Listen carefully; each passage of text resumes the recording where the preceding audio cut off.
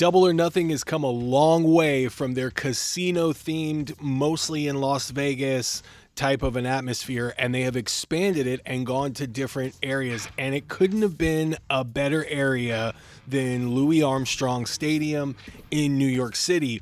This is a part of the same compound or area as Arthur Ashe, which is going over renovations right now, so they couldn't book Arthur Ashe, and they decided to go with Louis Armstrong instead. Slightly smaller, but not by very much. I believe in Arthur Ashe you can get about 20 to 25,000 people. In this venue you can get about 14 to 15,000 people tops, I guess, and they topped out. And this crowd was amazing. I've said, if you've been following my channel and you've been paying attention to the reviews that I've done for certain pay-per-views and PLEs alike, that it is the crowd that really can turn things from the mundane to the average, from the average to the good, and from the good to the great, and the great to the just out of this world. And this crowd, very similar to a WWE European crowd that is just there the entire time, cheering along and bringing the intensity right along with the match. It just takes the match up a notch, and I'm sure it brings more out of the performers when they're in the ring, when you've got a crowd like that that is just doing its job. I really truly wish all wrestling crowds were like this crowd, so I got to give my flowers over to this crowd at Louis Armstrong Stadium. They did a phenomenal job, and AEW pay-per-views are not short in the slightest, so they hung around the entire time. Of course, there were some lulls in the middle of the show, but it built back up towards the end, and it was perfect. It really was perfect. The sound that we can pick up from the crowd was also a good job. AEW hasn't always been good with that. I have talked extensively about some of the shows that I've watched where I felt like the crowd was completely dead, and then I've gone and I've read reports where they said that the crowd was amazing live, but we just didn't get to hear it. And sometimes it's hard to pick up those acoustics when you're in a stadium, right? And sometimes in the arenas you can't pick it up as much either, just because of the way that the design is and what have you. But this was done to perfection. And before I get to the show, I'll be remiss if I didn't mention that Mick Foley who is now officially All Elite, was a part of the pre-show, and he was there with Renee Paquette. And towards the end, he got into a promo battle with MJF.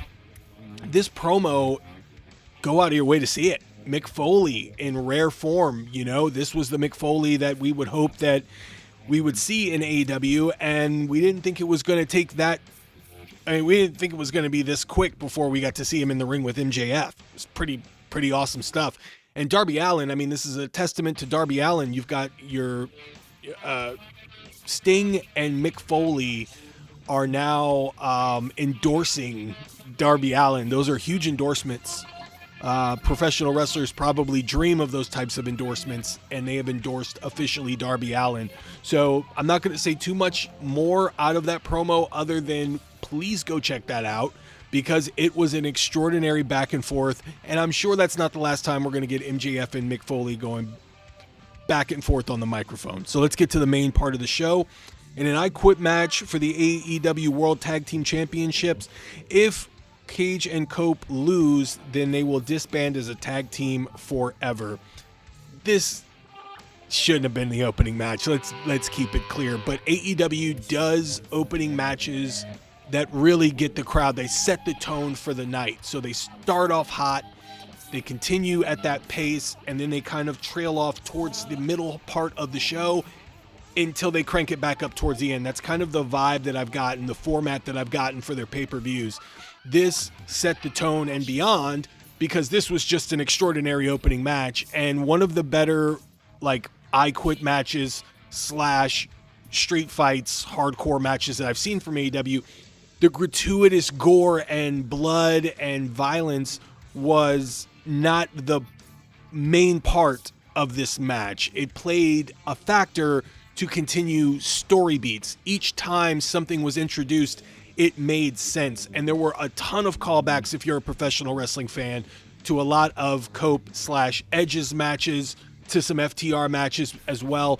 And one of the running themes that I've gotten from this show is, of course, Mick Foley. This entire pay-per-view, in some form or another, paid tribute to the Cactus Jack in some ways. And bang, bang, right? Because they knocked it out of the park. Cope and Cage, probably one of the better tag matches I've seen from them in a long time. The story in this match was really good. I had been very critical of the lull in story beats that we got between FTR, Cope, and Cage, so much so that I admittedly forgot that Christian Cage lost his watch or had his watch stolen by FTR, which was kind of wild.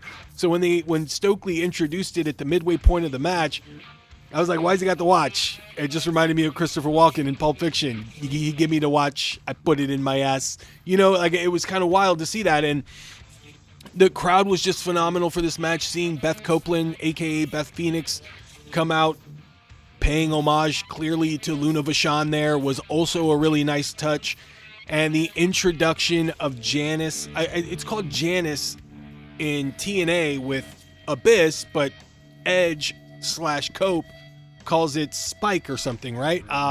Introducing that in order to win the match and get the I Quit was really nice. And of course, if you've been watching my preview for Double or Nothing, it was a nice touch to again introduce the microphone. I think some people, it has its critics, right? Some people don't like it. They think it's kind of hokey, but this was very effective, and this is why I like it. This is a great example of why having a microphone in an I Quit match is sort of essential.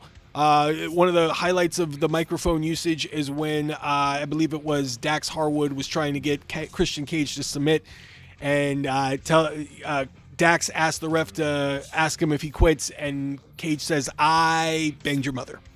Phenomenal. Well played, sir. Very well played. And Cage and Cope get the win here.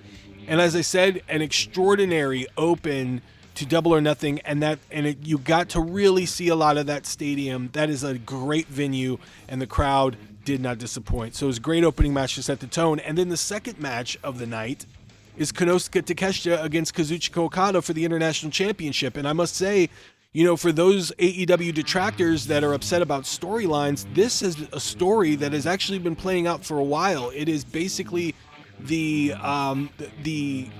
king against the prince, for lack of a better term here. You know, Okada has been the king of Japan, and Takeshita has been making his rounds and slowly rising in the land of the rising sun and in America through AEW, a protege, if you will. And the story towards the end there, as we were getting closer to this match, has been that Takeshita is going to do things honorably, whereas Okada will use whatever means it takes in order to get the win. So Takeshita has been distancing himself from the Don Callis compound as a result.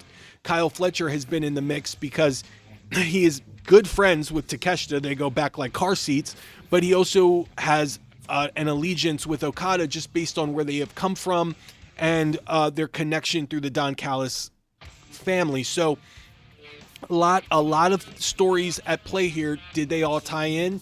Yes, they did. And the match did not overstay its welcome.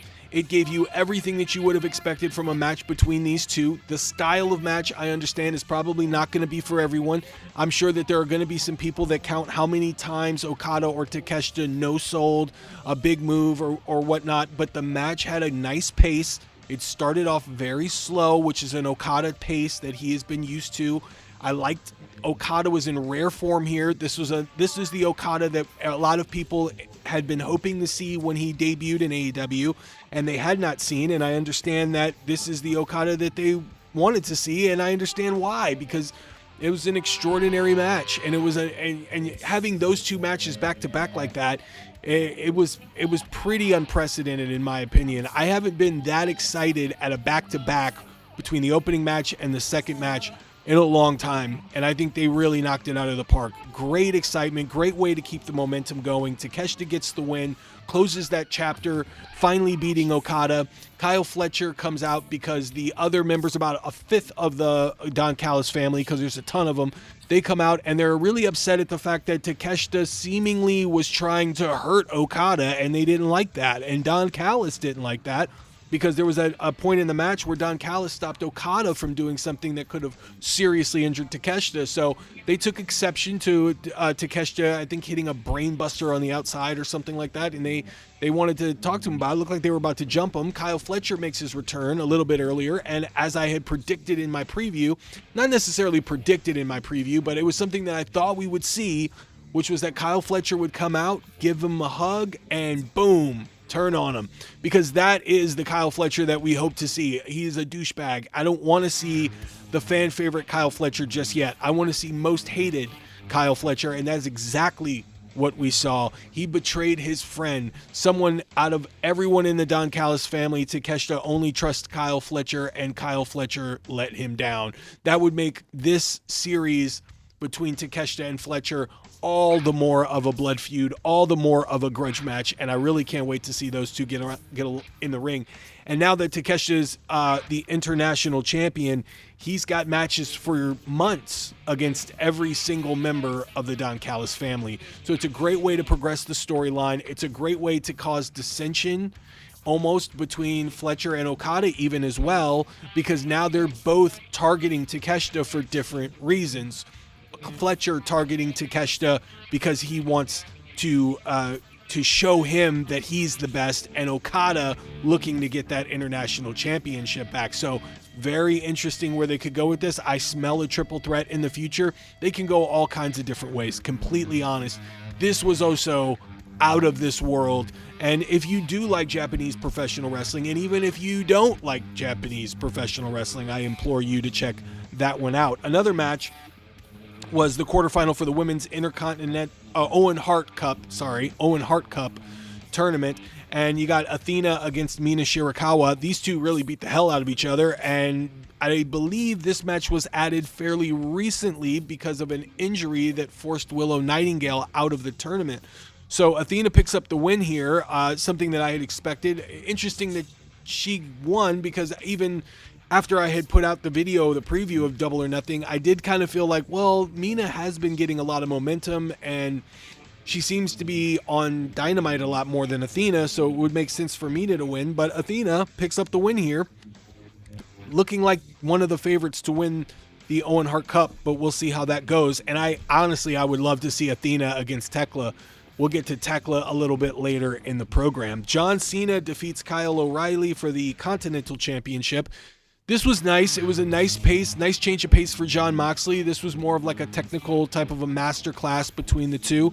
They've had a lot of matches recently, and this one was nothing that really changed the format or really mixed things up in a different way, but it was fine for what it was. Jon Moxley got the win, as I had predicted, and the reason why I predicted that is because now Moxley can use that as fuel when teaching Will Ospreay, because Kyle O'Reilly had Jon Moxley's number for a long time there, forcing him to submit or tap out to the ankle lock for a while. Jon Moxley was able to overcome Kyle O'Reilly, and now Moxley can implore Ospreay to overcome his enemies. And I still believe this is all going to lead up to Will Ospreay that is more, it's darker, losing himself because he wants that title win in England, in the UK at All In, only to maybe stand across the ring from Kenny Omega, and in a very similar situation to where Will Ospreay fought Jon Moxley, a moment where Ospreay has to reconcile with whether to critically injure Kenny Omega or just decisively pin him. And I believe that it will be Ospreay that actually decisively pins him and chooses not to do it in a harsh way like Moxley would probably want him to do. And I think that is an amazing story if they go that way, because now you're toying with the emotionality and the connections and friendships and bonds between characters in a way that I don't think they've really touched upon in professional wrestling on a mainstream level, which I think would be done really, really well. So I do look forward to that. I know a lot of people are hoping to see MJF and Will Ospreay. I'm actually thinking Will Ospreay and Kenny Omega would make a lot more sense in terms of the character arc of Will Ospreay and his obsession with getting that win in the UK. He'd have to go through someone that he cares about in Kenny Omega. And will he be vicious, or will he do it admirably? Great. I I really hope they go that way. I've convinced myself that that can be a really nice story beat. And speaking of Ospreay, he was able to get his win over Samoa Joe in the Owen Hart Cup quarterfinal for the men's. This match did not overstay its welcome. It did exactly what it was supposed to do. It was in and out. It was fast-paced. Will Ospreay and Samoa Joe, I believe this is a first-time match between these two, and Ospreay growing up loving the triple threat match or the three-way dance between Samoa Joe, Christopher Daniels, and AJ Styles that happened in TNA. So this was awesome to see Will Ospreay, who has already wrestled Christopher Daniels. He has previously wrestled AJ Styles, now getting to wrestle Samoa Joe, which I'm sure was a big moment for him, and in that stadium, no less. This was a phenomenal match as well. Joe doing that nope spot where he kind of just moves out of the way to avoid like a dive or a splash. In this case, he gets out of the way to avoid a Ospreay cutter. That was an amazing moment. I mean, just great feeling all around. This was a good match. It did exactly what it was supposed to do. Ospreay started off hot, and Samoa Joe using his veteran instincts to kind of thwart a lot of Ospreay's unique attack, and Ospreay gets the win here. Another really, really good match. And then we move on to Swerve Strickland defeating Bandito in another quarterfinal match for the men's Owen Hart Cup. This match had a different pace. Started off a little bit slow. Of course, the crowd was slow to react to this one after the reaction that they gave Will Ospreay, which I thought was an awesome reaction. But this match started to pick up towards the end. Swerve coming off the shoulders of Bandito to, I think it was hitting the house call. Great move. I mean, that was just a moment right there. That's going to be a moment in time that a lot of people are going to be remembering that. Swerve getting the win here makes a ton of sense. I think Bandito still looks strong even in defeat.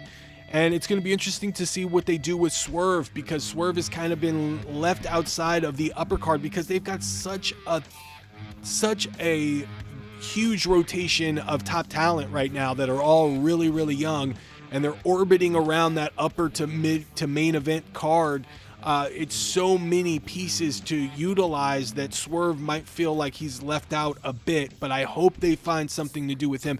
And of course, you've got Hangman Adam Page that is also going to be swimming around. In my opinion, would be a usable piece to talk to Will Ospreay and maybe get him off the ledge the closer we get to All In, because Hangman knows what it's like to lose himself. And maybe he can see that in Will Ospreay. I'm getting chills right now talking about this, but maybe Hangman can talk Will Ospreay into not going full in with his vicious side and talk him off the ledge a little bit. I think that would be a great story beat as well. So I would look forward to seeing that. I mean, that could be one of the better storylines AEW's ever done if they utilize all those pieces like that, including Swerve calling Will Ospreay a fake tough guy, or you're not as hard as me, or you're not willing to go where I'm willing to go to get to the end of this Owen Hart Cup final, only for Ospreay to do just that. I'm saying it could be extraordinary if done right. I'm really excited about where that could go. Tekla, she defeats Hikaru Shida, Jamie Hayter, and Chris Statlander. The story of this match, the real story of this match, is the animosity between Hikaru Shida and Chris Statlander. They're building to some sort of a grudge match between those two, but Tekla is just extraordinary, and I love that the momentum that she has lately. She's really coming into her own. Such a unique character, such a unique vibe. When she's out there, she just commands the attention of the audience, and she really works well. Speaking of Beth Copeland doing the Luna Vachon homage, there was definitely an homage from Tekla to Luna Vachon as well. I don't know if that was intentional or not, but you can see the shades of Luna and a little bit of sensational Sherry there, scary Sherry, if you will, in Tekla. But she's just an amazing athlete, and she's got a lot of charisma, and she's really coming into her own. Probably one of the better women's wrestlers that have been cultivated in AEW from obscurity, where if you didn't watch Japanese women's wrestling, you probably had no idea who Tekla was, had no idea she had a connection to Julia at some point from WWE. And if you were watching her for the first time, to watch her rise like this, it's really good. I use the word extraordinary a lot in this video, and I'll use it again. Extraordinary. You know what I'm talking about? So Tekla gets the win here, and I'm sure that she is going to be not done completely with Jamie Hayter or Alex Winza. And I'm sure that she's looking forward to finding out who's going to win the Owen Hart Women's Cup tournament as well. And then next we have Stadium Stampede. This match was all tons of fun. You had from Metallica Devil's Dance, which I got introduced for the first time, no kidding, true story, when I would watch ECW on VHS during my tape trading days, and they had a promotional commercial for one of their events. Maybe it was Extreme Warfare Volume 1 or something. Actually, I think that was Filter. They played Metallica Devil's Dance, the instrumental, and I was like, I got to know what this song is. And I went on the internet and scoured the internet, and there was a GeoCities site that listed all of the music that was used in ECW, and I kid you not. And when I found out that it was Metallica Devil's Dance, I had that song on every playlist, on my Winamp playlist, my Napster playlist, BearShare playlist.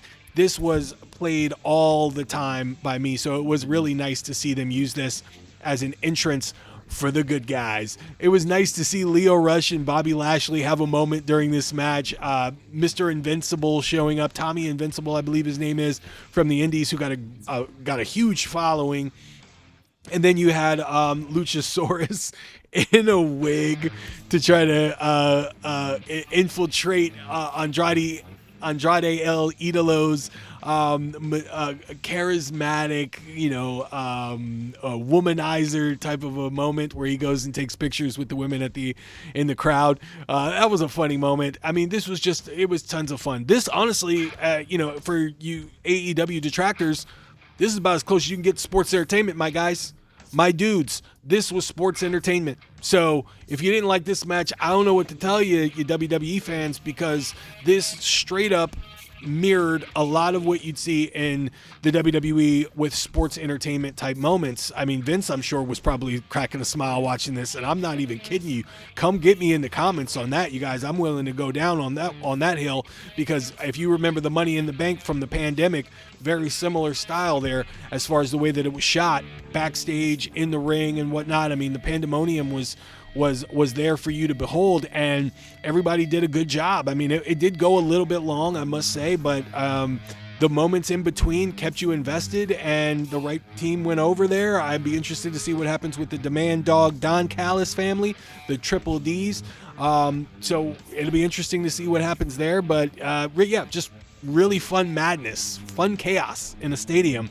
And a nice backdrop with that Louis Armstrong Stadium, too. So it worked really well. And finally, in the main event, MJF defeated Darby Allin by pinfall in a title versus hair match for the World Championship. There was a moment there at the beginning where I really thought that they were going to carry Darby Allin out on a stretcher. In fact, there were several moments that happened during this. What an incredible pace that Darby Allin has kept in the 6 weeks or 7 weeks or so that he has been the AEW World Champion, and not managing to hurt himself critically has been a thing to behold. There were several times where I was absolutely freaked out because I didn't know if Darby Allin was going to be able to get up without a neck brace or a stretcher or something. It was truly something to behold. Darby Allin had a great run as AEW World Champion. Like I said, 6 months condensed into 6 weeks, unprecedented. And say what you will about Darby Allin, I've done a video about it. I think that he serves a purpose in professional wrestling. I know he's small. I know he's undersized. I know a lot of guys say that, he just does crazy stunts and that's all he is about. But there is a soul and there's a spirit in Darby Allin that's got a lot of passion for professional wrestling that comes across well on television that you really just can't deny.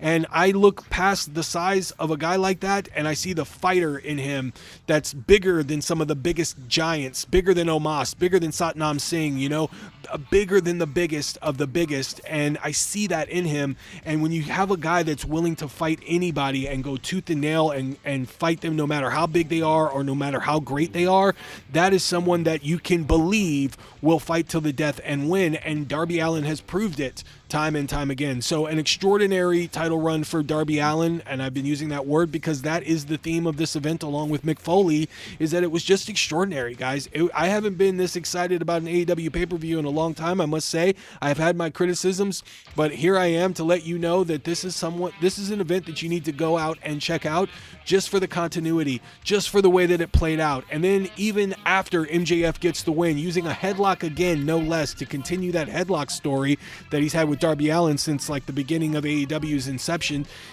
Kevin Knight comes out to chase MJF away, only to hit the UFO splash off the top rope to the outside with Darby Allin on the stretcher to officially become the cockiest of cockiest, the arrogant of arrogance. Kevin Knight, who we've seen build up, who I've said, I just can't wait for him to knock Mike Bailey's head off and really turn heel. Well, he didn't get to do that yet because he did that to Darby Allin. And they have a through line with the Buddy Wayne training facility thing going here. And I think a lot of people are wondering if Kevin Knight can pull it off. I absolutely think this heel run by Kevin Knight will be star making for the guy. I think this is what we needed from him. I don't think the good guy, fan favorite, like I'm just, I don't think that worked for him. I think this character that he's going to portray as a bad guy is really going to stand out in a real way, and I can't wait to see how he pulls this off. But I have all the confidence in the world that Kevin Knight, he's going to start. This is the run that's going to be similar to the run that we saw with Kyle Fletcher, straight up. But guys, this was a go out of your way and see it type of a pay-per-view. Even if you're not an AEW fan, I promise you there's going to be something on this event that you're going to see that you're not going to be able to deny that it was good. You're going to smile. You're going to laugh. You're going to be blown away. Definitely highly recommended from the Wrestling Old Head, you guys. And I would love to know what you thought of this pay-per-view. Leave it down in the comment section below. What were some of your high spots? What was the things that you just could have done without if you want? Let me know if you liked it. Let me know if you hate it. I'm here for all the comments. Come at me with the comment about Vince liking the Stadium Stampede match. I'm ready for that as well, you guys. And if you like this video and more, do yourself a favor. It's free $99 to hit that subscribe button and the notifications bell so that you know when I drop out of the portal of pro wrestling to talk about the thing that I've loved since I was 3 years old, you guys. So don't forget to hit the thumbs up on the way out, and I'll see you in the next one.